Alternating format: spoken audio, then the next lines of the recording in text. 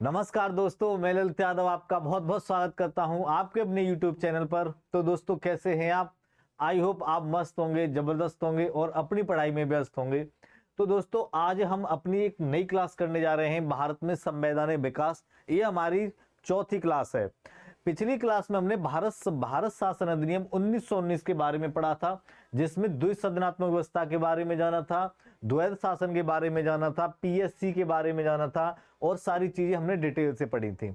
अब जो हमारी क्लास है वो भारत शासन अधिनियम 1935 से शुरू होगी, यानी कि 1935 के बारे में हम पढ़ेंगे। ठीक है, कौन सा पढ़ेंगे? 1935, और उसके आगे की चीजें उन सबको हम डिटेल से जानेंगे। ठीक है, तो हमारा जो पहला अधिनियम है वो है भारत शासन अधिनियम 1935। कौन सा? 1935। उसके बाद में हम पढ़ेंगे 1937 का प्रांतीय चुनाव हुए थे, उनमें किसकी सरकार बनी थी, कौन कौन उस समय प्रधानमंत्री बने थे। उसके बाद अगस्त प्रस्ताव क्यों आया था, कब आया था, क्यों, किसके कहने पर ही आया था। उसके बाद क्रिप्स मिशन क्यों आया था भारत में, इसको पढ़ेंगे। फिर भारत छोड़ो आंदोलन 1942 से रिलेटेड कुछ चीजें हम जानेंगे और उसके बारे में हम जानेंगे सी राजगोपालाचारी फॉर्मूला। सी राजगोपालाचारी फॉर्मूला क्यों लाया गया था, ये क्यों अपना फॉर्मूला लेकर के आए थे और इसका क्या क्या प्रॉफिट हमें मिला था भारत छोड़ो आंदोलन में, ये सारी चीजें हम पढ़ने वाले हैं। ठीक है, तो सबसे पहले हम पढ़ेंगे भारत शासन अधिनियम 1935। ठीक है, कौन सा? भारत शासन अधिनियम 1935। भारत शासन अधिनियम 1935 क्या था? ये एक संरचनात्मक परिवर्तन था, यानी स्ट्रक्चरल परिवर्तन था। इसमें क्या था कि भारत को एक संघ बनाया गया था। संघ बनाया गया था मतलब क्या था कि 1935 से पहले जो भारत था वो बिखरा हुआ भारत था। कहीं कोई राज्य है, कहीं कोई प्रांत अलग कार्य कर रहा है, कहीं पर कोई शासन कर रहा है, कहीं राजा शासन कर रहा है, कहीं रियासत चल रही है, कहीं पर कमिश्नरी क्षेत्र है। तो ये सारी चीजें बिखरी हुई थी। तो 1935 में एक पूरा देश बनाया गया और उसके लिए नियम कानून यानी कि संविधान बनाया गया था। 1935 में भारत को संघ बनाया गया, यानी कि पूरे भारत को जोड़ा गया था। तो जोड़ करके 11 प्रांत बनाए गए। ठीक है, 11 प्रांत बनाए गए, 6 कमिश्नरी क्षेत्र बनाए गए थे। जो प्रांत थे उन पर ब्रिटिशों का ही अधिकार था। भारत तो तब तक आजाद हुआ नहीं था, तो इससे हमारा कुछ उस पर अधिकार हो, ब्रिटिशों का ही अधिकार था। उन्होंने 11 प्रांत बनाए, जैसे आज 28 स्टेट्स है हमारे, यानी भारत है। भारत के अंदर 28 राज्य है, वैसे ही भारत था और भारत के अंदर 11 ब्रिटिश प्रांत थे। ठीक है, और 6 कमिश्नरी क्षेत्र थे। जैसे आज 8 यूटी हैं यानी कि यूनियन टेरिटरी हैं, वैसे ही उस समय 6 कमिश्नरी क्षेत्र हुआ करते थे। ठीक है, तो क्या संघ बनाया गया 1935 में। लेकिन जो रियासतें थी, राजा महाराजा थे, उनको इंडिपेंडेंट छोड़ दिया। आपकी मर्जी है, आप भारत में शामिल होना है तो भारत में शामिल हो लो, अगर आपको इंडिपेंडेंट रहना है तो आप अपने अलग काम करो। ठीक है, तो भारत को एक संघ बनाया गया 1935 में। ठीक है, तो अखिल भारतीय संघ की स्थापना हुई 1935 में, जिसमें 11 ब्रिटिश प्रांत बने और 6 कमिश्नरी क्षेत्र बने। साथ के साथ में जो देसी रियासतें थी उन्हें उनकी स्वेच्छा पर छोड़ दिया गया। आपकी स्वेच्छा है, आप भारत में शामिल होना चाहें तो भारत में शामिल हो लें, अगर आपको इंडिपेंडेंट रहना, अलग रहना, तो आप अलग रह सकते हैं। ठीक है, तो क्या है, 11 ब्रिटिश प्रांत बने। उसके साथ साथ द्वैध शासन की शुरुआत हुई। द्वैध शासन की शुरुआत मतलब डायआर्की शुरू हुई। डायआर्की का मतलब यहां पर प्रांत बने और सेंटर बने, यानी कि सेंटर में गवर्नमेंट बनी और सेंटर में गवर्नमेंट यानी वायसराय होता था, यानी कि ब्रिटिश ही अपना काम संभाल रहे थे, और जो प्रांत थे वहां भी सरकार बनने लगी और यहाँ भी क्या है, नियम कानून बनने लगे। यहाँ भी जैसे उच्च सदन हमने और निम्न सदन पढ़े थे प्रीवियस क्लास में, यानी कि सेंटर पर क्या थे, उच्च सदन और निम्न सदन, वैसे ही क्या है कि प्रांतों में भी सदन बन गए और वहां पर सरकार बनने लगी। ठीक है, तो क्या यहाँ क्या है, द्वैध शासन की शुरुआत हुई, सेंट्रल गवर्नमेंट भी बनने लगी और स्टेट गवर्नमेंट भी बनने लगी। फिर यहाँ पर शक्तियों का विभाजन किया गया। शक्तियों का विभाजन आज भी किया गया, आज का संविधान है उसमें भी शक्तियों का विभाजन किया गया। इसमें संवर्ती सूची है, राज्य सूची है और संघ सूची है, यानी कि 3 तरह की सूचियां हैं। वो उस समय भी थी, यानी आज के संविधान में जो चीजें हैं वो उस समय ब्रिटिशों ने संविधान में लागू कर रखी थी, जो हमने आज अपने संविधान में जोड़ी है। ठीक है, तो क्या है, यहाँ पर शक्तियों का विभाजन किया गया, संघ सूची बनाएगी जिस पर संघ सरकार अपना क्या है, नियम कानून बनाएगी। वो कितने विषय थे? 59 विषय थे, यानी कि 59 विषयों पर केंद्र सरकार अपने नियम कानून बनाएगी। ये संघ सूची थी। ठीक है। राज्य सूची बनाएगी, राज्य सूची बनाएगी जिसे हम प्रांतीय सूची के नाम से जानते थे। इसमें 54 विषय थे, यानी कि 54 सब्जेक्ट थे, उन पर राज्य सरकार कानून बनाएगी, यानी कि 54 विषयों पर। साथ के साथ में एक संवर्ती सूची भी थी, यहाँ पर राज्य सरकार और केंद्र सरकार दोनों मिलकर के नियम कानून बनाती हैं। इसमें 36 विषय शामिल थे, यानी 36 सब्जेक्ट शामिल थे, यानी कि 36 विषय ऐसे थे जिन पर राज्य सरकार और केंद्र सरकार दोनों मिलकर के नियम कानून बनाएगी, ठीक है।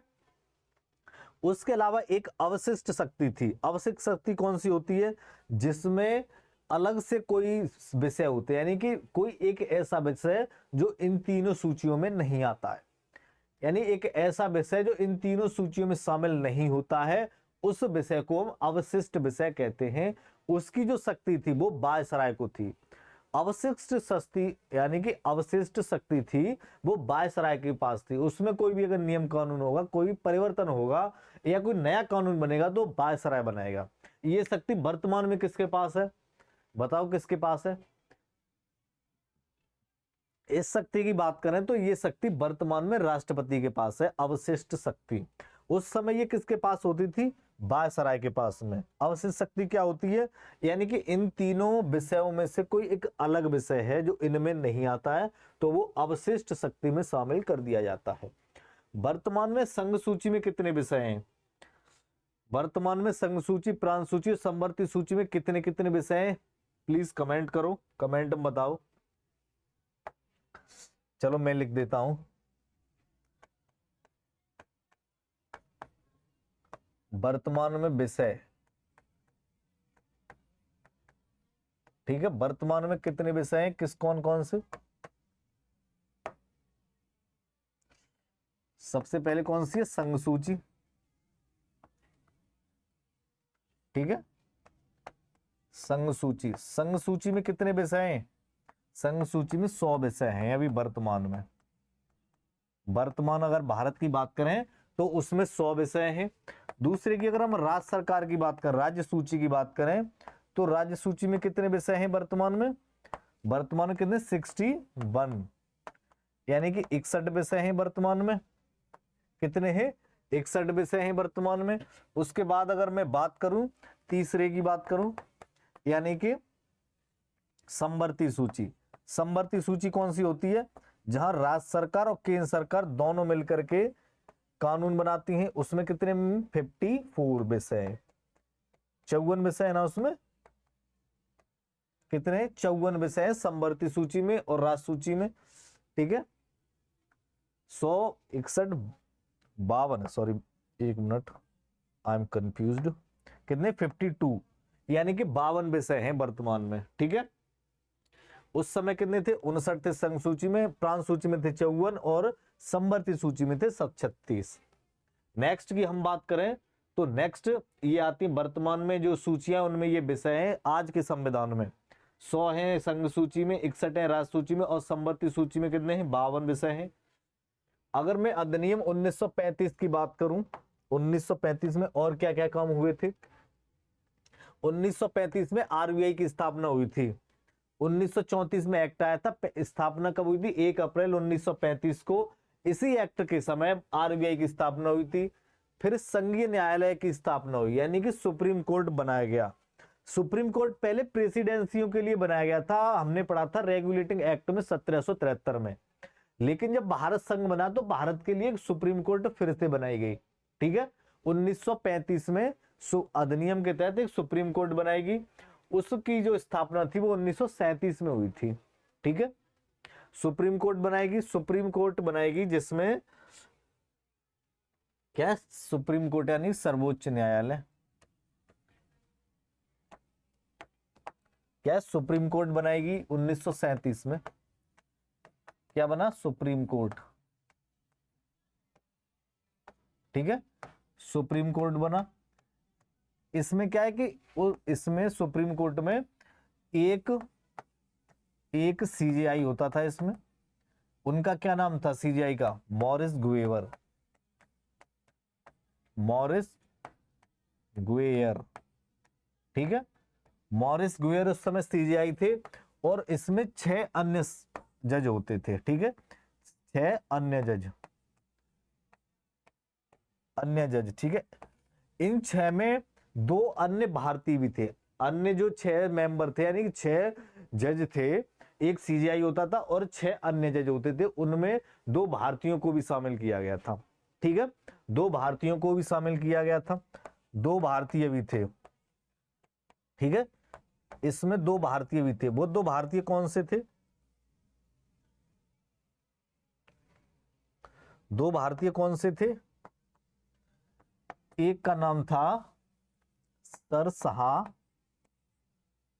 सरशाह मोहम्मद सुलेमान, ठीक है।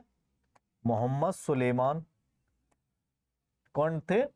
सरशाह मोहम्मद सुलेमान। और दूसरे कौन थे? जयकर साहब, जयकर। यानी इनका पूरा नाम क्या था? इनका पूरा नाम क्या था?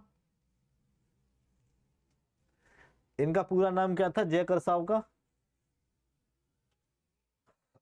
पूरा नाम था इनका एस जयकर करके थे ये, ठीक है। क्या थे? एस, एक बार कंफर्म कर लेना, एस जयकर ही थे। ये 2 व्यक्ति थे, एक थे सर शाह मोहम्मद सुलेमान और एक थे एस जयकर, ठीक है। ये 2 लोगों को, इन 2 लोगों को सुप्रीम कोर्ट की जो बेंच थी उसमें शामिल किया गया था। कुल 6 मेंबर थे अन्य जज, उनमें से 2 भारतीयों को भी शामिल किया गया था और 2 भारतीय थे जो ये थे, और एक इसमें सीजीआई थे, मॉरिस गुवेर इनका नाम था, ठीक है। इसी के समय यानी कि भारत शासन अधिनियम 1935 के समय पहली बार एसटी शब्द का प्रयोग किया गया था। एसटी शब्द का प्रयोग पहली बार कब हुआ था, ये बात याद रखनी है आपको। भारत शासन अधिनियम 1935 के तहत किया गया था। इसी के तहत यानी 1935 में पीएससी से एफपीएस बना। यानी पहले क्या था? Public service commission of, public service commission था। यानी कि जो यूपीएससी जो वर्तमान में है वो 1919 में पीएससी के नाम से जाना जाता था। पीएससी की स्थापना 1919 अधिनियम के तहत हुई थी। फिर बाद में इस पीएससी को एफपीएस बनाया गया था, क्योंकि भारत का संघ बन गया था, फेडरल बन गया था। फेडरल बन गया यानी संघ बन गया, तो फिर इसके नाम के आगे एफ लगा दिया, यानी फेडरल कर दिया गया, जिसे हम संघ बोलते हैं। तो यहाँ क्या बन गया? फेडरल पब्लिक सर्विस कमीशन, इसको बना दिया गया था पीएससी को, ठीक है। इसी के समय क्या हुआ? बिहार और उड़ीसा का विभाजन हुआ 1936 में। 1936 से पहले बिहार और उड़ीसा एक ही हुआ करता था, लेकिन 1936 में इन दोनों को फिर से जोड़ दिया गया, ठीक है। इसी के समय बर्मा को भारत से अलग किया गया 1937 में। बर्मा को कौन सी कंट्री थी? यानी अभी जो म्यांमार है वो पहले भारत का हिस्सा हुआ करता था 1937 के समय, उसे हम बर्मा कहते थे, तो उसे 1937 में अलग कर दिया गया, भारत से अलग हो गया। इसी अधिनियम में क्या क्या चीजें और जोड़ी गई? अधिनियम था यानी कि अमेंडमेंट हो रहे थे, संविधान का निर्माण हो रहा था, तो यहाँ पर और क्या चीजें जोड़ी गई? इसमें इसमें यानी कि 1935 वाले में 321 धाराओं को भी जोड़ दिया गया, ठीक है। संविधान बन रहा था तो संविधान में 321 धाराएं भी जोड़ी गई, साथ के साथ में 10 अनुसूचियां भी इसमें शामिल की गई, ठीक है। 10 अनुसूचियों को शामिल किया गया और 321 धाराएं भी इसमें जोड़ी गई, ठीक है। ये एक पॉइंट आपको याद रखना है, नोट डाल के। क्या रखना याद? यानी कि यह गुलामी का नया चार्टर है। ये किसने कहा था? ये जवाहरलाल नेहरू जी ने ये कथन दिया था जब 1935 का अधिनियम आया था। 1935 का अधिनियम आया था और इसमें ये सारी चीजें दी गई थी, तो जवाहरलाल नेहरू जी ने कहा था ये गुलामी का एक नया चार्टर है, ठीक है। उसके बाद हम बात करेंगे भारत शासन अधिनियम, सॉरी 1935 की ही हम बात कर रहे हैं। भारत शासन अधिनियम 1935 ही है। 1935 में चुनाव हुए थे, ठीक है। अधिनियम में क्या है? 11 प्रांत बनाए गए, उन 11 प्रांतों में चुनाव हुआ था 1937 में, ठीक है। अधिनियम था वो 35 में आया था, नियम कानून थे वो 1935 में बने थे, लेकिन जब वो उनका क्या है, भारत को संघ बनाया गया, राज्य बनाए गए, फिर वो चुनाव उन राज्यों में 1937 में हुए थे, ठीक है। भारत शासन अधिनियम 1935 था, उसमें जो चुनाव हुए थे, प्रांतों में जो चुनाव हुए थे वो 1937 में प्रांतों में चुनाव हुए थे, ठीक है। इन प्रांतों में कुल कितने प्रांत थे? 11 प्रांत थे, ठीक है। कितने प्रांत थे? 11 ब्रिटिश प्रांत थे। उन 11 ब्रिटिश प्रांतों में जो कुल सीटें थी वो 1585 सीटें थी। ठीक है, 11 ब्रिटिश प्रांतों में कुल कितनी सीटें थी? 1585 सीटें थी। कांग्रेस ने कितनी जीती थी? कांग्रेस ने जो कुल सीटें जीती थी वो कितनी जीती थी? 711 सीटें। 711 सीटें थी वो कांग्रेस ने जीती थी।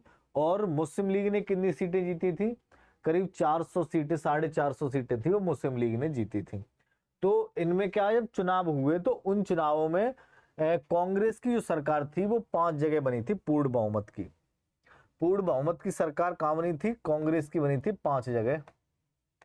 ठीक है, यहां लिख देता हूं मैं कांग्रेस। कांग्रेस ने अपनी सरकार थी वो 5 राज्यों में बनाई थी पूर्ण बहुमत की, और 3 राज्यों में मुस्लिम लीग ने अपनी सरकार बनाई पूर्ण बहुमत की। ठीक है, पूर्ण बहुमत। लेकिन 3 राज्य थे, यहां मिली जुली सरकार बनी थी।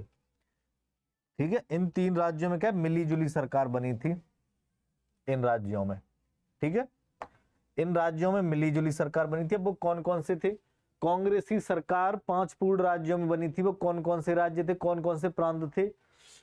एक था मद्रास।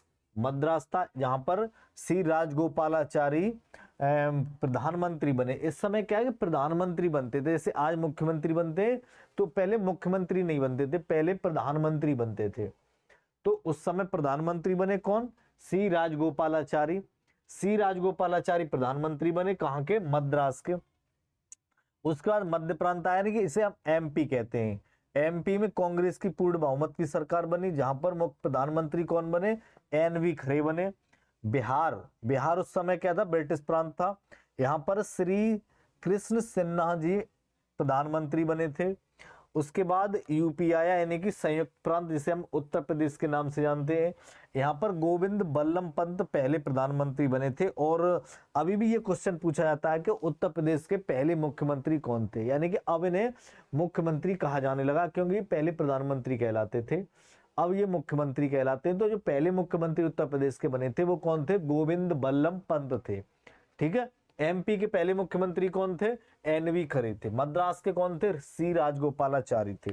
ठीक है, बिहार के पहले मुख्यमंत्री कौन थे? श्री कृष्ण सिन्हा जी थे। ठीक है, उड़ीसा के पहले मुख्यमंत्री कौन थे? बी एन दास। कौन थे? बी एन दास। बी एन दास उड़ीसा के पहले मुख्यमंत्री थे। ये 5 स्टेट्स थे। ठीक है, ये 5 स्टेट्स थे जहां पर कांग्रेस की पूर्ण बहुमत की सरकार बनी थी। और ये 3 प्रांत थे जहां पर मुस्लिम लीग की पूर्ण बहुमत की सरकार बनी थी। कौन कौन से थे? एक था सिंध, जो अब पाकिस्तान में है। यहां पर क्या है, इनकी पूर्ण बहुमत की सरकार बनी थी, और अल्लाह बख्श यहाँ के प्रधानमंत्री बने थे। दूसरा कौन सा स्टेट है? पंजाब। पंजाब में मुस्लिम लीग की सरकार बनी थी, यहाँ सिकंदर हयात खान जी प्रधानमंत्री बने थे। ठीक है, उसके बाद बंगाल में पूर्ण बहुमत की सरकार बनी थी मुस्लिम लीग की। वहां के मुख्यमंत्री, यानी कि वर्तमान के मुख्यमंत्री, उस समय के प्रधानमंत्री कौन बने थे? फजलुल हक। कौन? फजलुल हक। ठीक है, ये क्या है? पूर्ण बहुमत की सरकार बनी थी इन 3 प्रांतों मुस्लिम लीग की। इन 5 प्रांतों में पूर्ण बहुमत की सरकार बनी थी कांग्रेस की। और 3 स्टेट्स थे, यहां पर मिली जुली सरकार बनी थी, यानी कांग्रेस मुस्लिम लीग दोनों के गठबंधन से सरकार बनी थी। वो 3 स्टेट्स कौन कौन से थे? उनमें सबसे पहले आता है बॉम्बे, यानी कि बंबई। यहाँ बीजी खैर बने थे। यहाँ प्रधानमंत्री कौन बने थे? बीजी खैर। असम में थी वो मिली जुली सरकार बनी थी, जब सादुल्ला को प्रधानमंत्री बनाया गया था। और उसके बाद एक और प्रांत था, उत्तर पश्चिम सीमा प्रांत, जो कि अभी वर्तमान में पाकिस्तान में है। यहाँ डॉक्टर खान साहब प्रधानमंत्री बने थे। ठीक है, 3 राज्यों में मिली जुली सरकार थी, 3 राज्यों में मुस्लिम लीग की सरकार बनी, और 5 राज्यों में कांग्रेस की सरकार बनी थी। कांग्रेस ने कुल कितनी सीटें जीती थी? 711। कुल सीटें कितनी थी? 1585 सीटें थी। ठीक है, ये जो सारी चीजें हमने पढ़ी, ये सारी चीजें 1935 अधिनियम के तहत आती हैं। हमने इन सब को डिटेल से पढ़ा है। नेक्स्ट हम बात करेंगे अगस्त प्रस्ताव। ठीक है, क्या था? अगस्त प्रस्ताव। अब ये सर अगस्त प्रस्ताव क्या था? अगस्त प्रस्ताव की हम बात करें तो ब्रिटिश संसद के द्वारा यानी कि ब्रिटिश संसद के द्वारा और उस समय के वायसराय के द्वारा, यानी कि लिलिथगो। इस समय जो वायसराय था हमारे भारत में उसका नाम था लिलिथगो। तो ब्रिटिश सरकार और वायसराय के द्वारा एक प्रस्ताव भेजा गया था अगस्त के महीने में, ठीक है, अगस्त के महीने में एक भारतीयों के लिए प्रस्ताव भेजा गया था 1940 में, उसे हम अगस्त प्रस्ताव कहते हैं, ठीक है। ये कब आया था? अगस्त के समय आया था, इसलिए हम उसे अगस्त प्रस्ताव कहते हैं, ठीक है। अब ये क्यों भेजा गया था, इसका उद्देश्य क्या था, इसे भेजने का उद्देश्य क्या था इन लोगों का?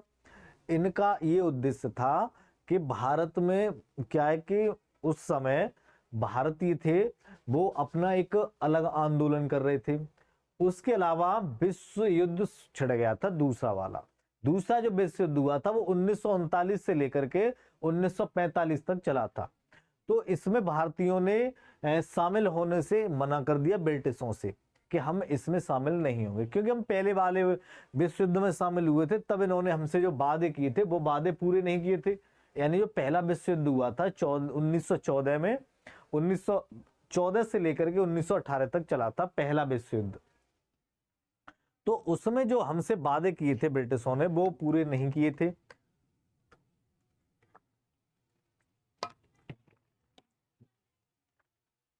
ठीक है। फिर दूसरा विश्व युद्ध 39 में शुरू हो गया और 45 तक चला। तो 39 में हमने इनसे मना कर दिया कि भाई हम तुम्हारे साथ द्वितीय विश्व युद्ध में शामिल नहीं होंगे। तो ये दूसरा विश्व युद्ध लड़ रहे थे, तो 2 ही साल में इन्हें बुरी तरह से लपेटा गया, यानी कि बुरी तरह से इन्हें हराया गया। ये बुरी तरह से पीटे जा रहे थे। तो फिर इन्हें जरूरत पड़ी कि भारतीयों को शामिल करो भाई, हमारी फौज छोटी है, हमारे पास जित इक्विपमेंट्स नहीं है और हमारे पास सेना भी नहीं है। तो फिर भारतीयों को शामिल करने का प्रस्ताव दिया कि आप हमारे साथ द्वितीय विश्व युद्ध में शामिल हो जाओ, हम आपका संविधान सभा बनवा देंगे, आपको डोमिनेट स्टेट का दर्जा दे देंगे, और बहुत से प्रलोभन इन्होंने हमें दिए, बहुत से लालच दिए, लेकिन हमने इसमें मना कर दिया था। तो ये क्या है? अगस्त प्रस्ताव था। अगस्त प्रस्ताव अगस्त में 1940 में भेजा गया था उस समय के वायसराय लिलिथगो के द्वारा, ठीक है। अगस्त प्रस्ताव कब आया था? 8 अगस्त 1940 को आया था। इसका उद्देश्य क्या था? इसका उद्देश्य था भारतीयों को द्वितीय विश्व युद्ध में शामिल करना। यहां मैं उद्देश्य लिखे देता हूं, ठीक है। उद्देश्य क्या था? उद्देश्य था भारतीयों को द्वितीय विश्व युद्ध में शामिल करना, वायसराय की कार्यकारिणी का विस्तार और युद्ध समाप्ति के बाद औपनिवेशिक स्वराज की बात कही गई। यानी कि इनका उद्देश्य था, अगस्त प्रस्ताव लाए थे तो इनका उद्देश्य था कि हम भारतीयों को द्वितीय विश्व युद्ध में शामिल करेंगे। जब द्वितीय विश्व युद्ध खत्म हो जाएगा उसके बाद में हम वायसराय की जो कार्यकारिणी है उसका विस्तार करेंगे और हम एक औपनिवेशिक स्वराज की स्थापना करेंगे। यानी कि जो वायसराय है उसमें भारतीयों को शामिल करेंगे और इससे अच्छे से चीजों को आगे बढ़ाएंगे। हम तुम्हारा क्या है कि स्वराज की बात कही, औपनिवेशिक स्वराज की बात कहेगी, यानी कि डोमिनियन स्टेट का दर्जा आपको दे देंगे। डोमिनियन स्टेट क्या होता है? डोमिनियन स्टेट होता है यानी एक ऐसा राज्य जो ब्रिटिशों की छत्र छाया में राज करेगा और आपको क्या है उसमें शामिल कर लिया जाएगा प्रशासन में, ठीक है। तो अगस्त प्रस्ताव ये था। उसके बाद इसमें क्या हुआ? प्रतिक्रिया क्या हुई? प्रतिक्रिया हुई कि भारतीयों ने इसमें जाने से मना कर दिया। क्या? भारतीयों ने इसमें जाने से मना कर दिया। किस किस ने मना कर दिया? कांग्रेस तथा मुस्लिम लीग दोनों ने ही मना कर दिया। यानी कि ये अगस्त प्रस्ताव था ये दोनों के पास गया था, कांग्रेस के पास भी गया था कि हमारे साथ द्वितीय विश्व युद्ध में आप शामिल हो जाओ, हम आपके लिए डोमिनियन स्टेट बना देंगे और आपको क्या है कि जो वायसराय की कार्यकारिणी है उसमें भारतीयों को शामिल करेंगे। लेकिन कांग्रेस ने मना कर दिया। यही प्रस्ताव मुस्लिम लीग के सामने रखा, मुस्लिम लीग ने भी मना कर दिया, ठीक है। फिर उसके बाद में क्या है? व्यक्तिगत सत्याग्रह किया गया। क्या था कि ये जो प्रस्ताव था इसको जबरदस्ती लागू करना चाह रहे थे ब्रिटिश, लेकिन फिर बाद में व्यक्तिगत एक सत्याग्रह किया गया। वो सत्याग्रह विनोबा भावे, जवाहरलाल नेहरू और ब्रह्मदत्त जी के द्वारा 1940 में किया गया था कि इसको वापस ले जाओ, अपने अगस्त प्रस्ताव को वापस ले जाओ। अगस्त प्रस्ताव का इन्होंने क्या विरोध किया था, ठीक है। अगस्त प्रस्ताव का जवाहरलाल नेहरू, विनोबा भावे और ब्रह्मदत्त जी के द्वारा क्या है बहिष्कार किया गया था और उन्होंने आंदोलन छेड़ दिया था कि अगस्त गो बैक, अगस्त गो बैक के नारे लगाए और इसे फेल कर दिया। उसके अलावा एक पॉइंट और डाल के याद रखना है, यानी कि नेहरू जी ने इसे, यानी कि जो अगस्त प्रस्ताव था उसे दरवाजे पर जंग लगी कील के समान बताया था, जंग लगी कील के समान बताया था कि दरवाजे पर कोई कील लगी है उसमें जंग है, तो ये उसी के समान है अगस्त प्रस्ताव। इसका हम बहिष्कार करते हैं, इसे भारत में पास नहीं होने देंगे। ठीक है, फिर और समय बीता, यानी कि युद्ध चल रहे, भारतीय उसमें शामिल नहीं हो रहे। द्वितीय विश्व युद्ध में, द्वितीय विश्व युद्ध में भारतीय शामिल नहीं हो रहे और ब्रिटिशों को बहुत ज्यादा दिक्कत आ रही है। तो उसके लिए फिर ब्रिटिशों ने एक और प्रस्ताव हमारे लिए भेजा जिसका नाम था क्रिप्स मिशन। क्या? Cripps mission. क्रिप्स नाम के एक व्यक्ति थे, स्टैफर्ड क्रिप्स, जो कि ब्रिटिश संसद के एक मिनिस्टर थे, उनके द्वारा इसे भेजा गया था, जिसे हम क्रिप्स प्रस्ताव कहते हैं। क्रिप्स प्रस्ताव कब आया था? 1942 में आया था। इसका उद्देश्य क्या था? इसका उद्देश्य वही था कि भारतीयों को द्वितीय विश्व युद्ध में शामिल करो, वरना हम युद्ध हार जाएंगे और भारत हमारे हाथ से निकल जाएगा, क्योंकि भारत ने 1942 में भारत छोड़ो आंदोलन भी शुरू कर दिया था। ठीक है, भारत छोड़ो आंदोलन भी शुरू कर दिया था। तो वो क्या है, उनकी जो फौज थी, सेना थी, वो सारी द्वितीय विश्व युद्ध में चली गई। भारत में ये कमजोर हो गए। जब भारत में कमजोर हुए तो भारत में आंदोलन शुरू हो गए, तो वो चीजें कंट्रोल नहीं कर पा रहे थे। तो ये बार बार प्रस्ताव लेके आ रहे, लालच लेके आ रहे थे, प्रलोभन लेकर के आ रहे थे कि कैसे भारतीयों को कंट्रोल करके और द्वितीय विश्व युद्ध में ले आओ, तो हम यहाँ युद्ध भी जीत जाएंगे और हमारी फौज भारत पर भी कब्जा कर रहेगी, तो भारत हमारे हाथ से नहीं जाएगा। वरना अगर भारतीय शामिल नहीं होते हैं तो भारत हमारे हाथ से जा रहा है और साथ के साथ में हम जो विश्व युद्ध चल रहा है उसमें भी हम परास्त होंगे, हार जाएंगे। तो इन सारी चीजों को देखते हुए फिर से अगस्त प्रस्ताव के बाद में क्रिप्स प्रस्ताव लाया गया 1942 में।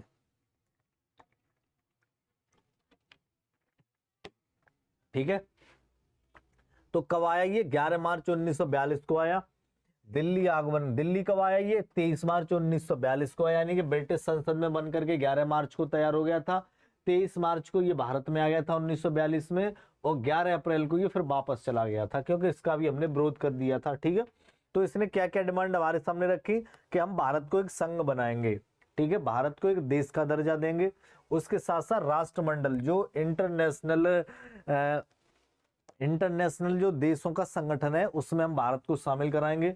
संविधान सभा का निर्माण करेंगे, यानी भारतीयों के लिए एक संविधान बनाएंगे हम, और वायसराय की कार्यकारिणी में जो व्यक्ति होंगे वो सारे भारतीय होंगे, यानी एक वायसराय होता है और उसकी परिषद होती है, उस परिषद में सारे भारतीय शामिल किए जाएंगे। ये बात इन्होंने कही, लेकिन भारतीयों ने और कांग्रेस वालों ने सबने मना कर दी। तो क्रिप्स मिशन की असफलता की हम बात करें तो ये जो क्रिप्स मिशन आया था ये सबके पास गया था, कांग्रेस के पास भी गया था, गांधी सबसे पहले गांधी जी के पास गया था। 24 मार्च को गांधी जी से मुलाकात की और गांधी जी ने इसे भगा दिया था कि हम आजादी से कम पर कोई समझौता नहीं करेंगे, हमें आजादी चाहिए, आजादी पर हम पूरे क्या है सेटिस्फाइड है, आजादी दे तो उसके बाद चीजें सोचेंगे। तो गांधी जी ने क्या, आजादी से कम पर बात नहीं होगी। फिर ये कांग्रेस के पास गया, कांग्रेस के अध्यक्ष थे उस समय मौलाना अबुल कलाम आजाद, तो उन्होंने ही मना कर दिया। और नेहरू जी, ये इन दोनों ने ही बात की थी, नेहरू जी ने और मौलाना अबुल कलाम आजाद के पास ये लेके गया था, तो इन दोनों ने ही मना कर दी। मुस्लिम लीग के पास भी गया था तो मोहम्मद अली जिन्ना ने मना कर दिया। हिंदू महासभा के पास गया कि आप हमारे साथ आ जाओ, तो बीडी सावरकर जी ने मना कर दिया।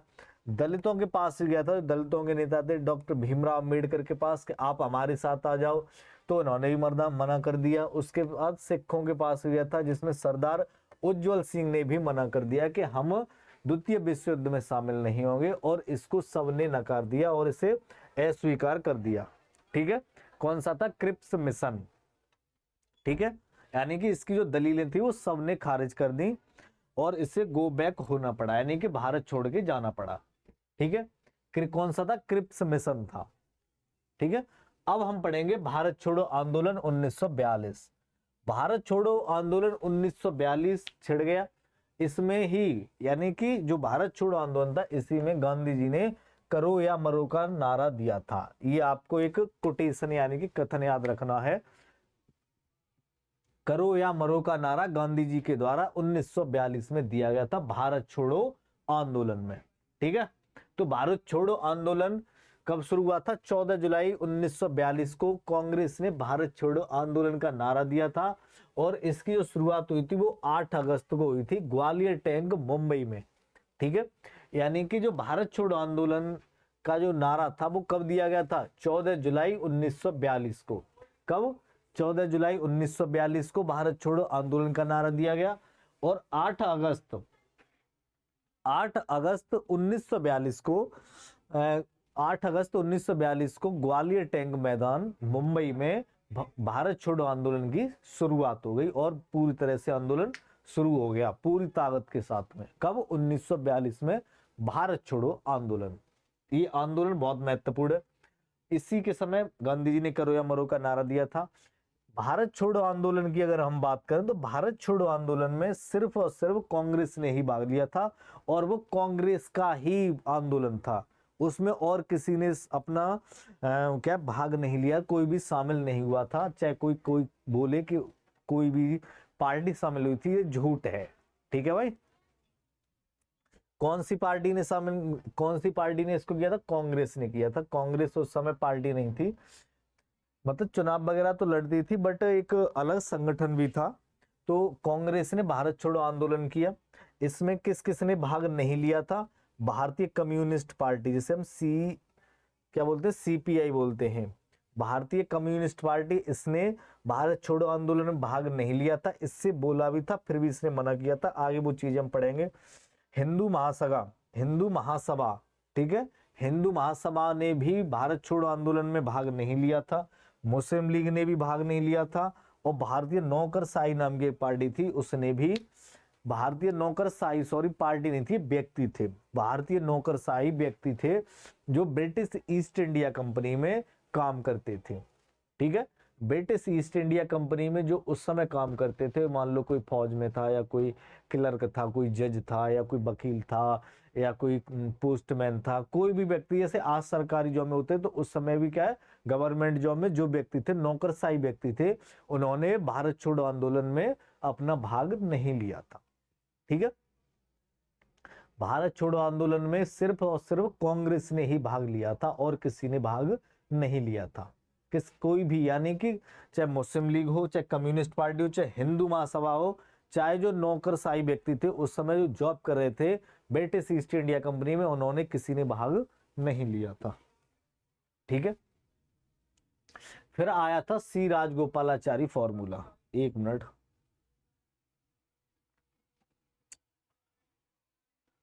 ठीक है, फिर क्या आया? सी राजगोपालाचारी फॉर्मूला। ये कब आया था? 1944 में आया था, 1944 में।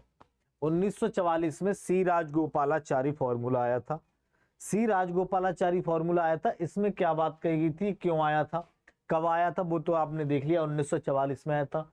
उद्देश्य क्या था? यानी इसका उद्देश्य ये था कि जो भारत छोड़ो आंदोलन चल रहा था, जो 1942 में शुरू हो गया था, 1942 में शुरू हो गया था, ये लगातार चल रहा था भारत छोड़ो आंदोलन। तो इसमें मुस्लिम लीग हिस्सा नहीं ले रही थी, मुस्लिम लीग ने हिस्सा नहीं लिया था। तो उनका उद्देश्य ये था कि मुस्लिम लीग को भारत छोड़ो आंदोलन में शामिल करना, यानी कि शामिल करना कि भारत छोड़ो आंदोलन में आप लोग शामिल हो जाओ और हम आपके लिए वोटिंग के आधार पर एक नया देश बना देंगे। मुस्लिम लीग की शुरुआत से ये मांग थी कि हमें एक अलग देश चाहिए, पाकिस्तान की ये अलग डिमांड कर रहे थे। तो उन्होंने, सी राजगोपालाचारी ने यही कहा कि आप भारत छोड़ो आंदोलन में आप शामिल हुइए और जब देश आजाद हो जाएगा उसके बाद हम वोटिंग के आधार पर आपका देश अलग करा देंगे, यानी कि वोटिंग कराएंगे। वोटिंग पर अगर लोग इस चीज को मानते हैं कि देश अलग होना चाहिए तो हम आपका देश अलग बना देंगे। लेकिन इस बात पर जब वोटिंग की बात आई तो जिन्ना ने साफ साफ मना कर दिया कि हम भारत छोड़ो आंदोलन में शामिल नहीं होंगे। ठीक है, तो उद्देश्य क्या था सी राजगोपालाचारी फॉर्मूला का? मुस्लिम लीग और कांग्रेस को जोड़ना तथा भारत छोड़ो आंदोलन में मुस्लिम लीग को शामिल करना। ठीक है, यानी कि मुस्लिम लीग और कांग्रेस को जोड़ना था कि दोनों मिलकर के भारत छोड़ो आंदोलन शुरू करो, और हम बाद में क्या है, बाद में आपके लिए मताधिकार के आधार पर मुस्लिम लीग के लिए एक अलग देश की बात कही, एक अलग देश हम बना देंगे। ठीक है, ये इन्होंने कहा था, किसने, सी राजगोपालाचारी ने। लेकिन इसका परिणाम क्या हुआ, मना कर दिया, किसने, मोहम्मद अली जिन्ना ने, कि हम भारत छोड़ो आंदोलन में शामिल नहीं होंगे। यह फॉर्मूला असफल रहा था। ठीक है, यह फॉर्मूला क्या रहा, असफल रहा। ठीक है, क्या था, भारत छोड़ो आंदोलन। उसके बाद क्या है, क्विक रिवीजन और एग्जाम के फैक्ट्स। क्विक रिवीजन क्या था, 1935 हमने पढ़ा था। इसमें केंद्र में द्वैध शासन शुरू हुआ था, आरबीआई की स्थापना हुई थी और संघीय न्यायालय की स्थापना हुई थी, और इसी के तहत पीएससी को एफपीएससी बना दिया गया था। क्या, पीएससी को एफपीएससी बना दिया गया। ठीक है, पब्लिक सर्विस कमीशन को फेडरल पब्लिक कमीशन सर्विस बना दिया गया। 1934 में चुनाव हुए राज्यों में, जिसमें कांग्रेस ने 5 राज्यों में सरकार बनाई। मुस्लिम लीग ने कितने राज्यों में बनाई, मुस्लिम लीग ने कितने बनाई, 3 राज्यों में बनाई। और मिली जुली सरकार कितने राज्यों में थी, 3 राज्यों में थी। उसके बाद क्या, अगस्त प्रस्ताव आया 1940 में। क्यों आया, ताकि भारतीयों को दूसरे विश्व युद्ध में शामिल किया जा सके। इसने कौन कौन से प्रलोभन दिए थे, कि हम आपके लिए एक संविधान सभा बनाएंगे और वायसराय की कार्यकारिणियों में सब भारतीयों को शामिल करेंगे, यानी कि जितने उसमें शामिल होते हैं उनमें सारे भारतीय होंगे। फिर क्रिप्स मिशन आया 1942 में। इसका भी यही उद्देश्य था कि भारतीयों को दूसरे विश्व युद्ध में शामिल किया जाए। 1942 में भारत छोड़ो आंदोलन हुआ। 8 अगस्त को ग्वालियर टैंक मैदान में, 8 अगस्त 1942 को ग्वालियर टैंक मैदान मुंबई में भारत छोड़ो आंदोलन को शुरू किया गया। भारत छोड़ो आंदोलन में किस किसने भाग नहीं लिया था, मुस्लिम लीग ने नहीं लिया था, हिंदू महासभा ने नहीं लिया था, और सीपीआई जो पार्टी है उसने भाग नहीं लिया था। और किसने नहीं लिया था, और जो नौकरशाही व्यक्ति थे, जो ब्रिटिश ईस्ट इंडिया कंपनी में काम करने वाले जो लोग थे, उन्होंने इसमें भाग नहीं लिया था भारत छोड़ो आंदोलन में। भारत छोड़ो आंदोलन में ही गांधी जी ने करो या मरो का नारा दिया था। ठीक है, किसने दिया था, गांधी जी ने क्या दिया था, करो या मरो का नारा दिया था। सीआर फॉर्मूला आया था, यानी कि क्या नाम था इनका, सी राजगोपालाचारी। ये गांधी जी के समधी थे, मद्रास के रहने वाले थे। ये मद्रास के पहले प्रधानमंत्री भी बने थे, जिसे हम आज मुख्यमंत्री बोलते हैं। तो ये अब वर्तमान में इन्हें आप तमिलनाडु के पहले मुख्यमंत्री बोल सकते हैं। इनका नाम था CR दास। ठीक है, क्या, सी राजगोपालाचारी ये गांधी जी के समधी थे। इन्होंने 1940 में एक समझौता कराने का प्रयास किया, बट ये असफल रहे। कौन सा समझौता, कि मुस्लिम लीग को भारत छोड़ो आंदोलन में शामिल करने के लिए इन्होंने प्रस्ताव दिया, बट उसने मना कर दिया कि हम भारत छोड़ो आंदोलन में शामिल नहीं होंगे, हमें तो एक अलग देश चाहिए, पाकिस्तान। ठीक है, ये आज की हमारी क्लास थी। आज हमारी क्लास यहीं पर खत्म होती है। अब मिलेंगे नेक्स्ट क्लास में। ठीक है।